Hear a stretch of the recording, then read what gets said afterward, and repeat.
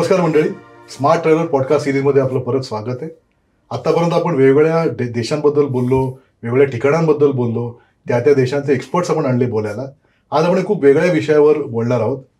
आज आमचे गेस्ट आहेत श्री अतुल पेठे. अतुलजी नमस्कार.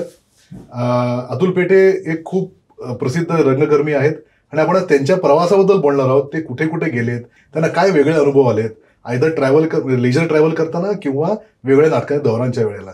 राईट अतुलजी, धन्यवाद. तर तुम्ही इतके वर्ष वेगळ्या नाटकांचे दौरे करताय, वेगवेगळ्या निमित्ताने तुम्ही ट्रॅव्हल करताय, तर तुम्हाला आत्तापर्यंत आवडलेलं सर्वात जास्त ठिकाण कुठलं? हा खूपच पहिलाच प्रश्न अवघड आहे, कारण मला अनेक ठिकाणं इतकी आवडली आहेत. म्हणजे ती म्हणजे पुण्यातली आवडली आहेत, महाराष्ट्रातली आवडली आहेत, भारतात हिंडलो आहे आणि भारताच्या बाहेर पण गेलेलो आहे. आणि बहुसंख्य वेळा माझ्यावर कोणी म्हणजे बळजबरी केली म्हणून मी गेलेलो नाही, तर मी माझ्या आवडीने गेलो होतो. तर मला खरंच अनेक ठिकाणं ही खूप आवडतात.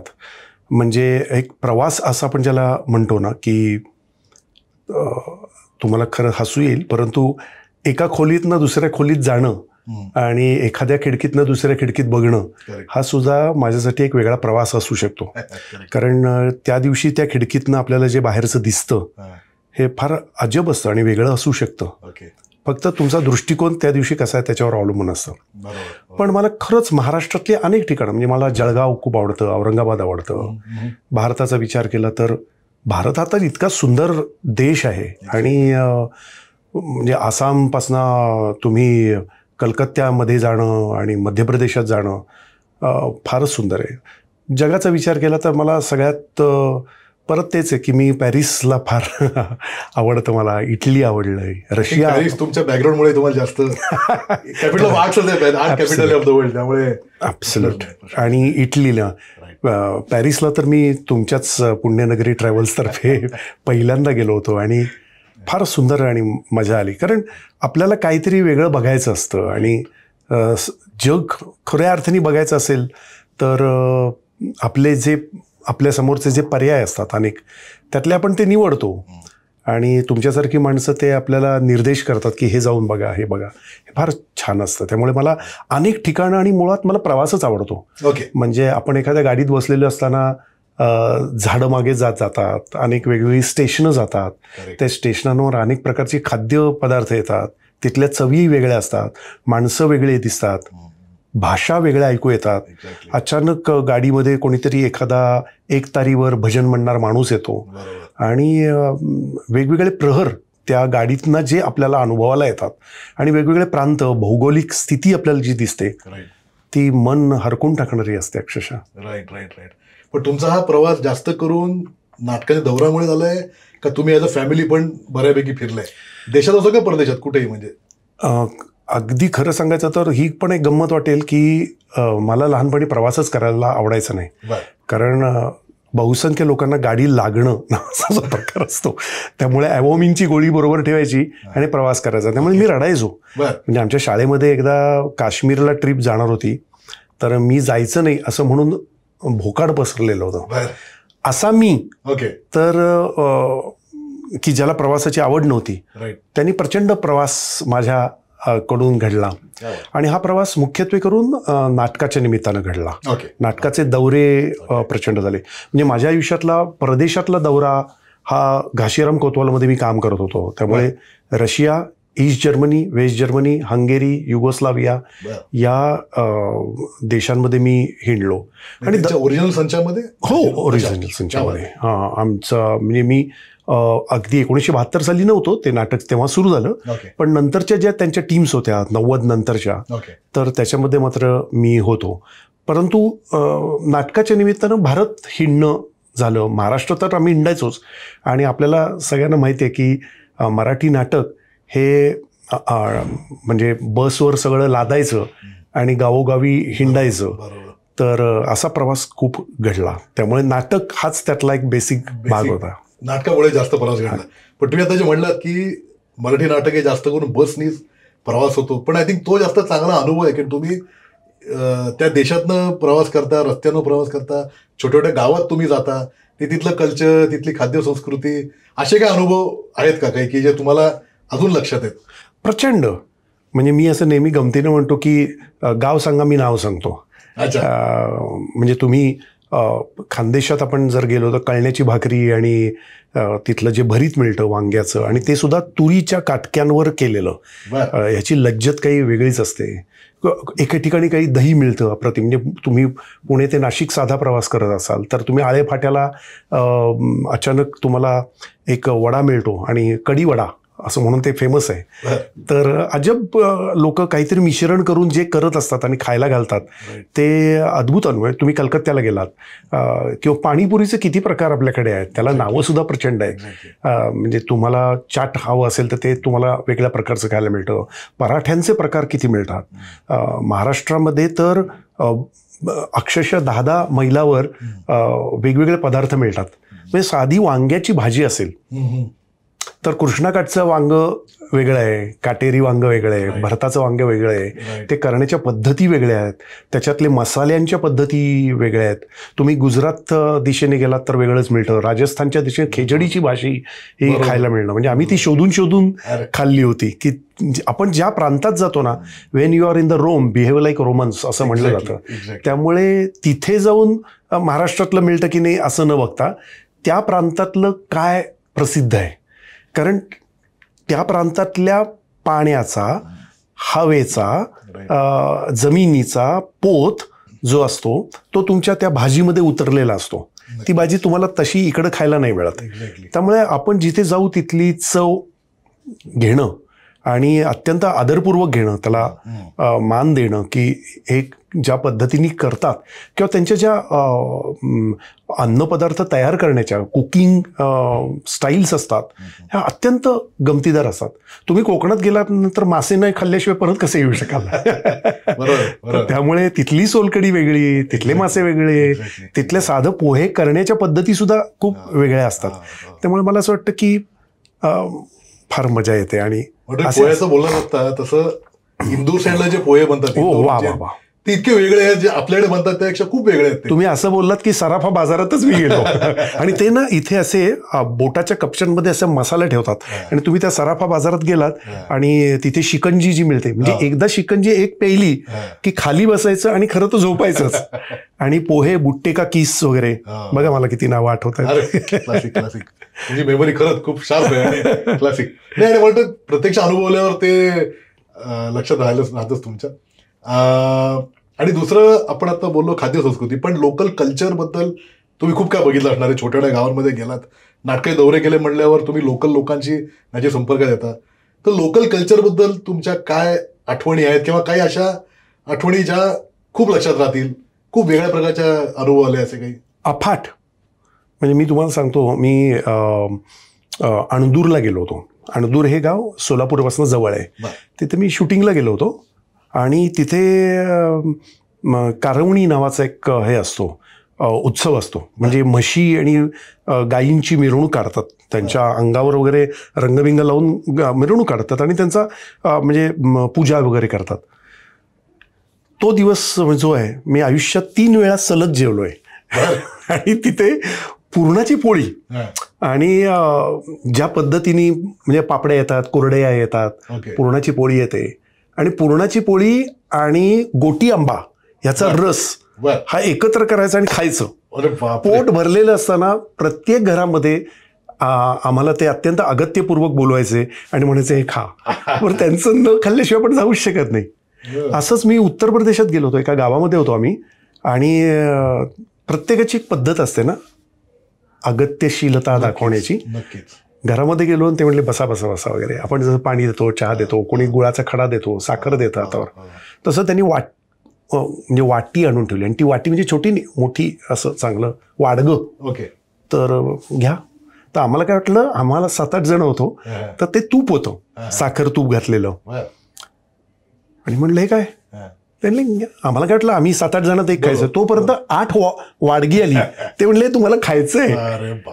मी म्हणलं आयुष्यात मी वाडगावर तूप आणि साखर घातलेलं खाल्लंच नाहीये. ते म्हणले खाऊन बघा, 1 बार खाओगे तो 1000 बार खाओगे. ते खायला लागल्यानंतर सांगतो तुम्हाला नितीन भाऊ, अक्षरशः अद्भुत होतं ते तूप. घरातलं होतं, कढवलेलं होतं आणि ती त्यांची अगत्य दाखवण्याची पद्धत होती, प्रेमाची पद्धत होती. असं अनेक ठिकाणी म्हणजे मी फ्रान्सला गेलो होतो तर किंवा इटलीला गेलो होतो तिथे ज्या पद्धतीने पिझ्झा देतात, ज्या प्रेमाने पिझ्झा देतात ते अतिशय असतं आणि माणसं पण सौहार्दपूर्ण वागतात. म्हणजे मला तरी उभ्या माझ्या या प्रवासामध्ये कोणीतरी मला गंडवलंय, फसवलंय, चोरी केली आहे असं नाही आठवत. तुमचा अप्रोच काय आहे? एक्झॅक्टली. तुम्ही तिथे जाता, मी मगाशी जो शब्द वापरला की त्या जगण्याला, त्यांच्या राहण्याला आपण आदर दाखवतो का नाही, तिथल्या ज्या काही नियम आहेत ही आपण पाळले पाहिजेत. कारण त्यांचं काहीतरी म्हणणं असतं ना, तुम्ही आदिवासी इलाक्यात गेलात तर अत्यंत मोहाची दारू आणि फुलं मिळतात, त्यांचे लाडू आम्ही करायचो, अद्भुत असतं. मोहाची म्हणजे दारू प्यावी की नाही हा वेगळा भाग, पण प्रत्येक प्रांताची एक हे असते. म्हणजे एक मराठीमध्ये कविता आहे, हर गार्डाची न्यारी शिट्टी, हर ड्रायव्हरचा न्यारा हात. तसं प्रत्येक ड्रायव्हरचं स्वतःचं एक हे असतं, शिट्टी वाजवण्याची पद्धत. तशी त्या त्या प्रांताची म्हणून खासियत असते, वैशिष्ट्य असतात. ती वैशिष्ट्य आपण खरंच मनपूर्वक बघितली पाहिजेत, तर आपलं मन अधिक समृद्ध आणि विस्तीर्ण होतं. राईट. नाही, आपल्याला असे तुम्ही म्हणता असे वेगळे अनुभव आले की आपल्याला माणूस कळणं जास्त सोपं होतं. आपले हे वाढतात, होऱ्यानेच आपले वाढतात आणि आपण जास्त समृद्ध होतो. तुम्ही म्हणलात त्याप्रमाणे एवढे अनुभव आले. त्याचा आपल्याकडे लोकांना कमी लेखण्याचं खूप आपण इझिली सगळ्या गोष्टी करतो, पण लोकांना रिस्पेक्ट दिलं की आपोआपच रिस्पेक्ट आपल्याला मिळतं. एक परफेक्टली सेम. हे जर नाटकाच्या दौऱ्याबद्दल तुम्ही आता बऱ्यापैकी बोललात. ॲज अ फॅमिली तुम्ही काय केलं? देशांतर्गत प्रवास केलाय का देशाबाहेर केलाय आणि कुठे केलंय? आमची फॅमिली तशी छोटी आहे, मी, माझी बायको आणि मुलगी. परंतु पूर्वी LTC नावाचा एक प्रकार होता, कारण माझी बायको सरकारी नोकरीत होती. परंतु ती LTC घेऊन आम्ही राजस्थानला जाणं, वेगवेगळ्या प्रांतात मुलीला घेऊन जाणं, आणि आम्हालाही हिंडायला आवडतंच. परंतु तिथे आम्ही बहुसंख्य भारतामध्ये ठिकठिकाणी, म्हणजे तुम्ही जन्माला आलात आणि ताजमहाल न बघणं, कुतुब मिनार न बघणं हे काही बरोबर नाही. महाराष्ट्रातले सर्व किल्ले बऱ्यापैकी मी पालथे घातलेले आहेत, कारण मी ट्रेकर होतो, माउंटेनियर होतो, आणि पुणे माउंटेनियर्स तर्फे म्हणजे प्रवासाची खरं तर सुरुवात अशी पण होते नाही का, की उत्तम आपल्या आजूबाजूचे जे गडकोट किल्ले आहेत. आता पुण्यात मी राहतो तर इतकं आजूबाजूनी बघण्यासारख्या गोष्टी आहेत, त्या पण आपण बघितल्या पाहिजे. छोटी गावं असतात, खेडेगावं असतात, आदिवासी पाडे असतात, आणि ते फार फार म्हणजे सुंदर असतात. म्हणजे तांदूळ असा एक शब्द म्हटला तर इतके तांदूळाचे प्रकार आहेत. आता आपल्याला सगळ्यांना फक्त एक इंद्रायणी आणि बासमती माहीत असतो, परंतु विविध पदार्थ, डाळी, कडधान्य ही आपल्याला बघायला मिळतात. म्हणजे तुम्ही कणकवलीच्या साईडनी गेलात की तुम्हाला वेगवेगळ्या प्रकारचं, म्हणजे कोकणात गेलात की तुम्हाला वेगवेगळ्या प्रकारची पिठं मिळतात आणि ती फार सुंदर असतात. आम्ही आमच्या जेव्हा कुटुंबांना आम्ही जातो, गेलेलो होतो आत्तापर्यंत, तर त्याच्यामध्ये आमचे काही छोटे छोटे उद्देश होते. म्हणजे प्रत्येकाचे बघण्याचे वेगवेगळे दृष्टिकोन असतात, की आपल्याला नेमकं काय बघायचं आहे. म्हणजे उठलो आणि गेलो असं नाही, तर मग त्या प्रांताचा थोडा अभ्यास करणं, की राजस्थानात काय ऐकायला मिळतं, बघायला मिळेलच, पण बघायचं तरी काय. तर नुसतं टिकमार्क करत जाणं एवढ्यापुरतं ते मर्यादित नाही, तर आपले जे पंचेंद्रिय आहेत त्या पंचेंद्रियांनी तो प्रांत अनुभवणं. म्हणजे उदाहरणार्थ राजस्थानमध्ये आम्ही गेलो तर आम्ही तिथे हमखास तिथली जी लोककला आहे, फोक म्युझिक आहे, फोक आर्ट आहे, तिथल्या कळसुतील भावल्या आहेत त्या बघणं, किंवा तुम्ही वाळवंटामध्ये हिंडणं, उंटावरनं जाणं, सफारी करणं. वाळवंट म्हणजे काय, त्या वाळवंटातली झाडं कुठली, इथपासनं ते हवामान कसं असतं. मग तुम्ही हिमालयात गेलो, म्हणजे मी हिमालयात गेलो होतो, सारपास ट्रेक केला, तर ते 14,500 फुटावर, तर खूप मजा.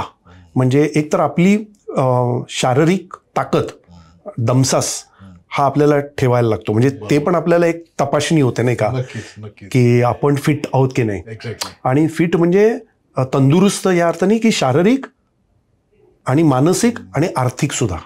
आपल्या खिशात पैसे नेमके किती आहेत, ते पैसे जपायचेत कसे, कुठे खर्च करायचे आहेत, कुठे खर्च करायचे नाही आहेत. तर वेड्यासारखं वागायचं नसतं, म्हणजे गाडीत बसला आणि हात बाहेर काढला असं नाही चालत.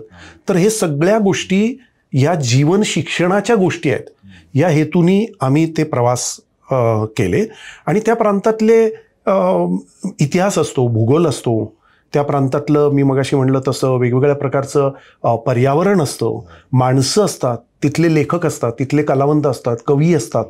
ते ऐकायचे, ते बघायचे, त्यांना भेटायचं, तिथल्या वाड्यांना आपण भेट द्यायची. म्हणजे मी आता बडोद्याला मी आणि माझी बायको तर गेलो होतो, तर सयाजीरावांचं संबंध वाडा बघणं, म्युझियम बघणं, आणि अर्थातच त्याच्याबरोबर आपण खाणं पिणं असतंच, परंतु आपले प्राधान्यक्रम जे आहेत, ज्या प्रायोरिटीज आपण ज्याला इंग्लिशमध्ये म्हणतो, ते प्राधान्यक्रम आपण जर घरीच ठरवले, थोडा आपण ह्याचा विचार केला, तर असं आम्ही आमच्या फॅमिली टूर्स केलेल्या होत्या.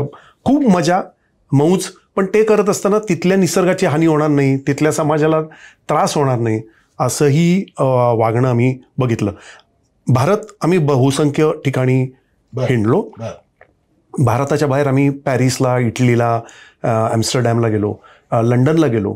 पण लंडनला जात असताना नाटकवाला असल्यामुळे आणि आम्हाला एकंदरच कलांमध्ये रस असल्यामुळे शेक्सपियरचं घर जाऊन बघणं, किंवा तिथे एक थिएटर फेस्टिवल्स असतात स्कॉटलंडला, एडिनबरा फेस्टिवल असतो. 20-25 नाटकं रस्त्यावर चालू असतात, छोट्याशा एवढ्या खोलीमध्ये असतात, मोठ्या थिएटर्समध्ये असतात, ग्रेट ॲक्टर्स असतात, ते बघणं, बॅले बघणं. पिना बॉशचा आम्ही प्रत्यक्ष एक बॅले बघितलेला होता. पण आधी तुम्हाला माहीत पाहिजे की ही माणसं आहेत, तर ते आम्ही लिस्ट करतो म्हणजे नॉर्मली, आणि ते जाऊन बघतो. म्हणजे त्या देशाचं किंवा त्या भागाचं संपूर्ण एक दर्शन आपल्याला होतं. आय थिंक कल्चर, तिथलं लोकल एन्व्हायरमेंट मी म्हणलं तसं, आणि जो आजकाल ट्रेंड आहे responsible and sustainable tourism, absolutely, की हे तुम्ही मला वाटतं इतके वर्ष फॉलो करते क्लासिक. आता तुम्ही बोललात थिएटर फेस्टिवल किंवा म्युझिक फेस्टिवल, आपल्याकडे असे घडतात थिएटर फेस्टिवल वेगवेगळ्या शहरांमध्ये, आणि किंवा म्युझिक फेस्टिवल घडतात पुण्यात सुद्धा. पण असे तुम्ही कुठल्या वेगळ्या गावात केले आहेत का, छोट्या छोट्या गावात वगैरे असे केलेले आहेत? हो. आम्ही 2 वर्षापूर्वी मी आणि माझ्या बायकोंनी ठरवून 10 दिवस आम्ही केरळमध्ये गेलो होतो. केरळमध्ये कोचीमध्ये आता कोची बिनाले असतं, किंवा तिथे थिएटर फेस्टिवल, भारतातला सर्वोत्कृष्ट फेस्टिवल हा केरळमध्ये होतो. त्याला इटफोक म्हणतात, international theatre festival of Kerala. तुम्हाला सांगतो, अद्भुत असा शब्द आहे ना, तसा होता. कारण मी जवळजवळ 30 नाटकं बघितली, त्यातली 20 खरोखर इंटरनॅशनल नाटकं होती. म्हणजे लंडनवरनं आलेलं नाटक, साऊथ आफ्रिकेतनं आलेलं नाटक, पॅलेस्टाईनचं एक बाई आली होती, त्या भाषेतलं. हो. आणि ती परदेशी नाटकं बघायला मिळणार, आणि तिकीट फक्त 60 रुपये असतं. आणि ते बघायला 5-5 मैलाच्या रांगा असतात. आणि ज्या क्षणी ते ओपन होतं, तुम्ही कधी जाऊन बघा इटफोकला, 1 तासाभरामध्ये ते सगळं तिकीट संपतं. म्हणजे एकदा तर ते म्हणले आमची क्रॅश झाली. बापरे, इतकी प्रचंड गर्दी, लोक असतात, आणि सुंदर वातावरण, म्हणजे सुंदर वातावरण असतं की आपल्याला वाटतं अरे जंगल बघणं इतकंच हे मानवी गोष्टींनी एकत्र येणं, नाटक बघणं, कॉन्सर्ट बघणं, गाणं ऐकणं, नाच बघणं, शिल्प बघणं. म्हणजे आम्ही इटलीला गेलो होतो तर शिल्प आम्ही तिथे बघितलेली होती. पण भारतामध्ये अशा काही ठिकाणं, तर तुम्ही जर कलकत्त्यात गेला तर तिथे नांदीगार फेस्टिवल असतो. आपल्या मुंबईमध्ये सुद्धा पृथ्वी इंटरनॅशनल थिएटर फेस्टिवल होत असतो. तर लोक येऊन प्रवास करून ते जर त्यांनी बघितलं 1-7-8, हा तुमच्या आवडीनिवडीचा खरंच भाग आहे. काही ठिकाणी पुस्तकांची प्रदर्शनं लागलेली असतात, ती 8-8 प्रगती मैदानावर पुस्तकाचं प्रदर्शन, पण ते बघण्यासारखं असतं. वेगवेगळ्या भाषेतले लेखक एके ठिकाणी तुम्हाला बघायला मिळतात. कृषी प्रदर्शन, मला नुसतंच ते नाही, अनेक प्रदर्शन असतात, ती जर आपण जाऊन बघितली तर आपल्या पलीकडच्या क्षेत्रात काय चाललंय, एक्झॅक्टली वास्तुशिल्पकलेमध्ये, आर्किटेक्चरमध्ये काय चाललंय. तर नाशिकला एक अतिशय उत्तम प्रदर्शन होतं, आणि आपण तिथे नुसते फेरी मारतो आणि ते जाऊन बघतो, तर ते आपल्याला थकवायला होतं की काय प्रकारचं मटेरियल आलंय, कापडं काय पद्धतीचे आहेत. लोक म्हणजे टुरिझमचा फक्त प्रकार एक जुने वाडे जाऊन बघणं किंवा राजांच्या वाडे जाऊन बघणं एवढ्या पुरता सीमित नाही आहे. तर तुम्ही नसावा, येवल्यात गेलात तर तुम्ही पैठणी कशी विणतात हातमागावर, हे बघणं सुंदर असतं. बरोबर, अगदी अगदी बरोबर. आपण आता साड्या विकत घेतो, पण ते ऍक्च्युली बरोबर आहे. आणि नुसतंच जाऊन साईटसिंग ठिकाणं बघणं, टिकमार्क तुम्ही म्हणलं तसं करणं, हे खरं टुरिझम नाहीच आहे. खरं म्हणजे ती जागा एक्सपिरियन्स करणं, त्यातलं कल्चर बघणं, कुझिन बघणं. आणि तुम्ही जेव्हा परत येता तेव्हा तुम्ही समृद्ध झालेला एक वेगळा माणूस बनता. त्याच्याकडे बघण्याचा नजरियाच बदलतो. एक्झॅक्टली, नाही का? 100%. आता बोलता तुम्ही विषय काढलात थिएटर म्युझिक फेस्टिवल. आपले इथले फेस्टिवल आणि परदेशातले की तुम्हाला फरक जाणवला ऑडियन्सच्या क्वालिटीमध्ये किंवा नाटकांच्या क्वालिटीमध्ये, जे तिथे प्रेझेंट होतात फेस्टिवल्समध्ये आणि जे आपल्याकडे प्रेझेंट होतात, असं काही फरक जाणवतो किंवा काही? हो आहे. म्हणजे आत्ता मला इथे तक्रार नाही करायची, पण महाराष्ट्रामध्ये इतकं आपण मराठी नाटक उत्तम करत असून सुद्धा आणि इतकं बहुपद्धतीचं नाटक होऊन सुद्धा खंत आमची ही आहे की खऱ्या अर्थाने इंटरनॅशनल थिएटर फेस्टिवल्स होत नाहीत. आपल्याला जोपर्यंत जगाच्या खिडक्या उघड्या होत नाहीत तोपर्यंत आपण ज्याला म्हणतो ना की व्यापक दृष्टिकोनच आपला होत नाही.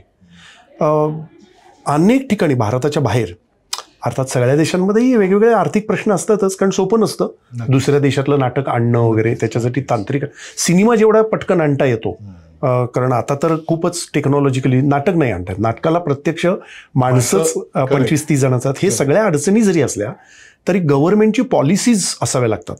जगभरातलं नाटक, अनेक प्रकारची जी कला आहे ही गव्हर्नमेंटनी म्हणजे तिथल्या सरकारनी आर्थिकदृष्ट्या सबल केलेली असते. त्यांना ते बॅकअप देतात.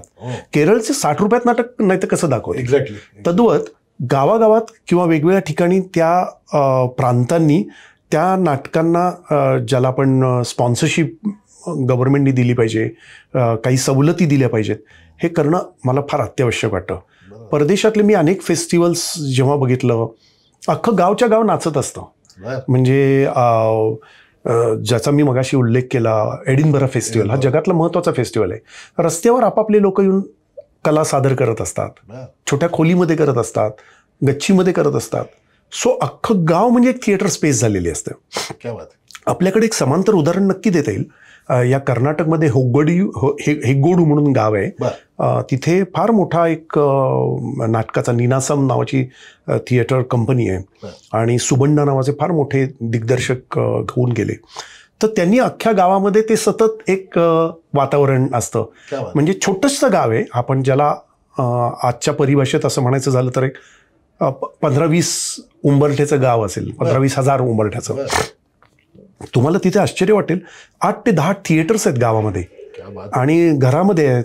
तिथले नटांनी चालवलेली आहेत आणि त्यांच्याकडे तिरुगाटा म्हणून असतं. तर ते ठिकठिकाणी जाऊन तो प्रवास करून ते प्रयोग करतात आणि फार सुंदर आणि मनमोहक असतं.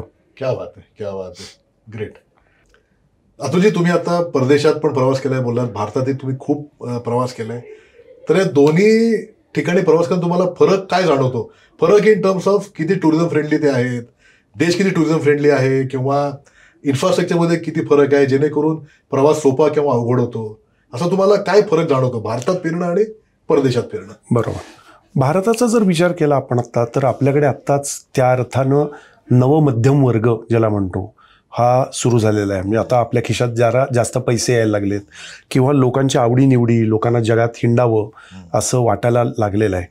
आणि ह्याच्यात गेल्या काही दशकामध्ये आपल्याला लक्षात येईल की टुरिझमच्या कंपन्या आहेत, म्हणजे वेगवेगळ्या ट्रॅव्हल्स कंपन्या आहेत, पानपानभर त्यांच्या जाहिराती असतात आणि ते नेतात. त्यांचाही मोठा वाटा निश्चित आहे. मला फरक असा वाटतो की आपल्याकडे अजून आपण त्या विकसनशील राष्ट्रांच्या यादीत असल्यामुळे आपल्याला एखाद्या गावामधलं, म्हणजे उदाहरणार्थ मी रशियात गेलो असेल तर होतं काय की आपण टुरिस्ट म्हणून 10-12 दिवस जातो. त्यांनी काही रशिया कळत नाही किंवा कुठलाही देश कळत नाही. तुम्हाला तो देश खरोखर कळायचा असेल तर 1 वर्ष 1.5 वर्ष त्या लोकांच्यात राहावं लागेल. कारण आपण फ्रान्सला जेव्हा जातो तेव्हा फक्त एक पॅरिस बघतो आणि अजून ठरलेली 3 ठिकाणं आणि काय लुव्रमध्ये जाणार आणि मोनालिसा बघणार, हे ठरवलेलं असतं. परंतु त्या व्यतिरिक्त तुम्ही जर त्या गावात हिंडलात, म्हणजे आम्ही असं करायचो की नुसत्या पुलांवर बसायचं. कारण पॅरिसमधल्या त्या शीन नदीच्या ह्याच्यावर जवळजवळ 32-38 पूल आहेत आणि ते वेगवेगळ्या प्रकारचे डिझाईन केलेले पूल आहेत. कुठे लाकडाचा आहे, दगडाचा आहे, लोखंडाचा आहे, नुसत्या पट्ट्यांचा असेल. तो ते बघणं म्हणजे आर्किटेक्चरली आपल्याला ते बघता येतं का आणि ते समजावून घेता येतं का, तिथलं चलनवलन काय आहे, माणसं कशी वागतात, ते कचरा टाकतात का, थुंकतात का, त्यांचे एकमेकांशी व्यवहार कसे असतात, साधं तुम्ही मेट्रोमधनं जात असताना ते वृद्ध लोकांशी कसे वागतात, ते आलेल्या परदेशी पाहुण्यांचे कसे वागतात, याचे विलक्षण अनुभव मला खात्री आहे प्रत्येकापाशी असतात. आणि परदेशात जाऊन आलेलं प्रत्येक भारतीय भारतात आल्यानंतर आपण सिग्नल कसे तोडतो आणि नियम कसे पाळत नाही हे पहिले 8 दिवस सांगतो आणि नंतर आपण परत त्याच्यात करायला लागतो. असो, परंतु तरी सुद्धा मला असं वाटतं कधी ना कधी आपल्यात हे सकारात्मक परिणाम नक्की घडून येतील, कारण आपल्याला त्याच्यापासून जाणीव नाहीये. आता एक उदाहरण सांगतो बघा. मी एक काही वर्षांपूर्वी लंडनला गेलो होतो आणि मला क्रिकेट हा खेळ आवडत असल्यामुळे आणि बहुसंख्यांना आपल्याला आवडतो किंवा इतरही खेळ आवडतात, तर माझी ही एक इच्छा होती, मनीषा होती की लॉर्ड्समध्ये जायचं. आता त्या लॉर्ड्सच्या टूर्स असतात, तर ती जी बाई तिथला जो गाईड होता ना तो प्रशिक्षित होता. त्या गव्हर्नमेंटनी त्यांना कार्ड दिलेलं होतं. मग तुम्हाला वाटेल ते सांगून नाही चालत, तर त्याचेही कोर्सेस असतात त्यांच्याकडे. आणि मग ते ज्या पद्धतीने गाव हिंडवतात, ज्या पद्धतीने त्यांनी त्या बाईंनी स्टेडियम हिंडवलं, मग आणि तिने खूप नाट्य तयार केलं. आमच्यातलेच आम्ही 20 जण होतो. 2 मुलं होती. त्याला सांगितलं तू भारताचा कॅप्टन, तू ह्याचा कॅप्टन आहेस. मग लॉर्ड्सची गमती जमती. आणि जिथे सौरव गांगुलींनी शर्ट काढून फडकवला तिथे म्हणली तुम्हाला जायचं असेल तर जा. मी शर्ट नाही काढला, पण शर्ट फिरवण्याची ऍक्शन त्या गॅलरीत केली. तर किंवा तिथे ते दाखवतात की कोणी कोणी आपल्याला सेंचुऱ्या मारलेल्या आहेत, कोणी म्हणजे सचिन तेंडुलकर इथे झोपायचं म्हणजे खेळून आला की इथं पडायचा आणि तो काय मसाज घ्यायचा. तर मी असं अभिमानाने सांगू शकतो, मी त्यांना विचारलं मग कुठे बसायचा सचिन तेंडुलकर समजा इथे, तर ते म्हटले इथे. मग मी तिथे जाऊन एकदा बसलं. तर ह्याच्यात आपल्याला एक खूप मजा असते नाही का. मी इटलीला जेव्हा गेलो तेव्हा ते ज्या पद्धतीने गाव दाखवतात, त्यांच्या लेखकाच्या विषयी माहिती सांगतात अत्यंत आत्मीयतेने. आणि तो लेखक प्रत्येक वेळा प्रचंड मोठा काय दस्तैवस्कीच असला पाहिजे अशी गरज नसते. त्या गावाचा म्हणून लेखक, त्या गावाचा म्हणून कवी असतो, त्या गावातली माणसं महत्त्वाची असतात, तर ते दाखवतात. किंवा साधी मोसंब्याची फॅक्टरी होती, आईस्क्रीम असेल त्यांच्याकडचं, तर ते ज्या पद्धतीने ते तयार करतात. खरं तर पॅरिसमध्ये सगळ्याच गोष्टींची म्युझियम्स ते करतात आणि फॅसिनेटिंग. म्हणजे आम्ही ह्याला ॲम्स्टरडॅमला सुद्धा गेलो होतो आणि तिथे ज्या पद्धतीने वेगवेगळे म्युझियम्स आहेत त्या बघणं, म्हणजे डायरी ऑफ ॲना फ्रँक लिहिणाऱ्या ॲना फ्रँकचं घर आपल्याला बघायला मिळतं आणि डोळ्यातनं खळाखळा पाणी येतं. ती इतकं ती नाही की शेवटी तुम्ही पुस्तकं विकत घ्यायला लागता. म्हणजे अल्टिमेटली हे पण इतकी गंमत आहे ना की तुम्हाला, म्हणजे मी दस्तैवस्कीच्या घरी गेलो आणि मी दस्तैवस्कीचं एकही कादंबरी वाचलेली नव्हती, पण जेव्हा मी ती टूर करून बाहेर आलो तेव्हा वाचावंसं वाटलं. शेक्सपियरचं घर ज्या वेळेस मी जाऊन बघून आलो तेव्हा शेक्सपियरचे मी 3 नाटकं घेतली, 4 नाटकं बघितली. हा जो परिणाम आहे आपल्या देशाविषयी, आपल्या परंपरांविषयी, चांगल्या परंपरांविषयी आपल्याला अभिमान असणं, आपल्या देशातल्या चांगल्या गोष्टी आपल्याला माहीत असणं. म्हणजे उद्या तुम्हाला असं वाटत नाही का की नाशिकमध्ये कुसुमाग्रजांची आपण, किंवा तुम्ही खानदेशात तर बहिणाबाई चौधरींपासून, नेवाड्यांपासून नादो महानोर, पण असं आपल्याकडे तसं टुरिझम होत नाही. आणि त्यांच्याविषयी प्रीती वाटावी आपल्याला असे कित्येक लोक आपल्याकडे आपल्याला होऊन गेलेत आणि ते दाखवता येतील. पण मला आशा आहे की भावी काळामध्ये हा पण एक नवा व्यवसाय आणि चांगला व्यवसाय, तो अत्यंत प्रामाणिकपणे करायचा म्हणजे आपण असं म्हणूयात की ज्याला माझी त्याच्याविषयीचं प्रेम आहे त्या विषयाचं, असं सुरू होतील. आणि वेगवेगळ्या क्षेत्रातले, कारण आपल्याला क्षेत्रही माहीत नसतात.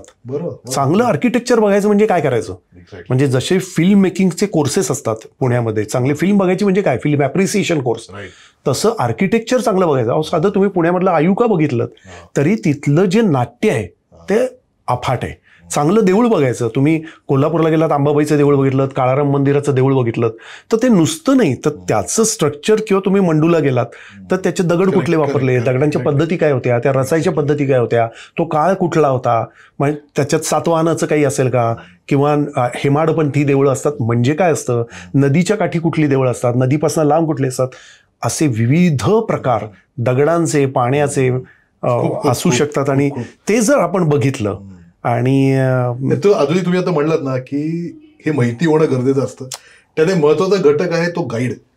आता परदेशात टुरिस्ट गाईड ही कन्सेप्ट खूप पॉप्युलर आहे. ती संभवतः आपल्याकडे तेवढी रुचली नाही लोकांच्या मनात की अरे गाईड घेऊन आपण बघायला पाहिजे. अजून आपण गडावर जातो, कुठल्याही गडावर खूप गाईड ते 100 रुपये पण घेत नाहीत, 150 रुपये जास्तीत जास्त घेत असतील, तेही लोक त्यांना देत नाहीत की अरे उगाच पैसे घेतो. पण लोकांना कळत नाही की याच्या माहितीतनं आपण इथे समृद्ध होऊ. तुम्ही जे बोललात तो विषय हाच आहे की गाईड खूप आहेत परदेशामध्ये आणि वेगळ्या विषयांवर आहेत. आर्किटेक्चर सांगणारे, मे बी लायब्ररीत जाऊन त्या लेखकाबद्दल बोलणारे आपल्याकडे लोक आहेत, नाही असं नाही, पण लोक ते पैसे खर्च करून तो अनुभव घ्यायला तयार नाहीत आपल्याकडे. बरोबर, कारण आपणच सुशिक्षित नाही आहोत किंवा आपण शिकलोय म्हणजे इंजिनियर डॉक्टर होतोय पण सुसंस्कृत नाही आहोत. सुशिक्षित असणं आणि सुसंस्कृत असणं आणि परत माझी म्हणजे डोळे असणं आणि दृष्टी असणं यातला एक फरक आहे की डोळे सगळ्यांना असतात पण दृष्टी फार कमी लोकांना. ही दृष्टी विकसित करणं ही आपली गरज असली पाहिजे. आणि जे साचेबद्ध ढोबळ क्लिशेड आहे हे सोडून म्हणजे तुम्ही पॅरिसमध्ये जाऊन आयफेल टॉवरच्या पायथ्याशी पोहे आणि उपमा खात बसलात तर तितकी मजा नाही. राईट. तर त्यामुळे मला असं वाटतं की तो प्रवास जो आहे आपला तो आपल्या मगाशी मी जो शब्द वापरला पंचेंद्रियांना अतिशय समृद्ध करणारा, संवेदनशील बनवणारा असा जर आपण आखला तर मला असं वाटतं प्रवास नावाच्या गोष्टीची व्याख्या आपल्यासाठी आणि जगासाठी नक्की बदलेल. एक्झॅक्टली. आणि तुम्ही म्हणलं तसं की त्या मातीशी जोडलं जाणं प्रवासामध्ये हे खूप गरजेचं आहे. एसी गाडीतनं फिरायचं, ठिकाण बघायचं, पण एसी गाडीत बसून हॉटेलला जायचं हे काय टुरिझम होत नाही. खरंय, फ्रँकली. खरंय. ग्रेट. तुम्ही आता बाकी एवढे देश फिरलाय, एवढे छान तुम्हाला अनुभव आलेत, पण असे काही देश किंवा ठिकाणं आहेत जी तुम्हाला बघायची राहिली आणि काही करून तुम्हाला ती आता पुढच्या 2-3 वर्षात बघायची आहेत, आणि ते का? एखादं ठिकाण असेल तर ते का? खरं तर अशी काहीतरी मी म्हणजे उठलोय आणि टुरिस्ट म्हणून गेलोय असं न झाल्यामुळे आणि पैशाची पण आपल्याला जुळवाजुळव करावी लागते. इतकं ते सोपं नाही. म्हणजे हा प्रवास करणं अनेकदा आपल्या खिशात पैसे किती आहेत ते बघून करावं लागतं. हो, पण हजारो ख्वाहिशे ऐसी की हर ख्वाहिश पे नम निकले. मी आता नुकतंच आता ऑस्ट्रेलियाला जाईन आणि तिथे माझे वर्कशॉप्स आहेत नाटकाची, त्या नाटकाचे प्रयोग आहेत. मी अजून असं करतो की जिथे जातो तिथे मी एक पात्री नाटक करून येतो. म्हणजे मी लेह लडाखला गेलो होतो तर लेहला तिथे खानावळ होती, म्हणजे त्याचं नावच खानावळ होतं. मी म्हटलं अरे मराठी लोक आहेत, आज नाटक करतो माहिती म्हणजे. तर मी तिथल्या 25-30 लोकांसाठी त्या दिवशी संध्याकाळी एक पात्री एक प्रयोग केला. त्यामुळे मी जिथे जातो तिथे माझी गोगलगाईची पाठीसारखी नाटकाची पिशवी जातो आणि ते प्रयोग करतो. मी आम्स्टरडॅमला पण प्रयोग केलाय, मी लंडनला प्रयोग केलाय.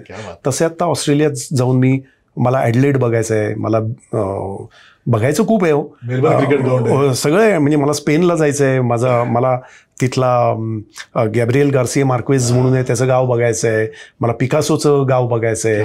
अशी आपली खूप असतात, परंतु आपल्याला म्हणजे जसजशी आपल्याला संधी येईल. तुम्ही आता बोलता मार्क्वेज बोलला किंवा पिकासो बोलला, तुमचा ट्रॅव्हल करताना हा एक उद्देश असतो मेन किंवा थोडा कल त्याच्याकडे असतो की आपण कल्चरकडे जास्त झुकूयात रादर दॅन स्टँडर्ड टुरिझम, असं काही? हा, म्हणजे मी ते बघायचा प्रयत्न करतो, पण तिथली कदाचित खासियत असू शकते तेही आपण बघावं की म्हणजे एखाद्या प्रांतामध्ये नुसती धोधो वाहणारी नदी असेल किंवा खडक असतील तर ते बघावेत, एवढं काय त्याच्यात. पण ते बघत असताना ते खडक कुठल्या प्रकारचे आहेत, त्याचं म्हणजे आयुर्मान काय आहे असं जर सांगणार कोणी आपल्याला भेटलं किंवा तिथली गवत फुलं आपल्याला बघायला मिळाली, वास बघायला मिळाले, तर म्हणजे मी काश्मीरला गेलो होतो तर शाली आणि तिथला असा मीठ घातलेला चहा मिळतो आणि असं रोट मिळतो. हा, आणि ते प्यायचं म्हणजे काय धमाल.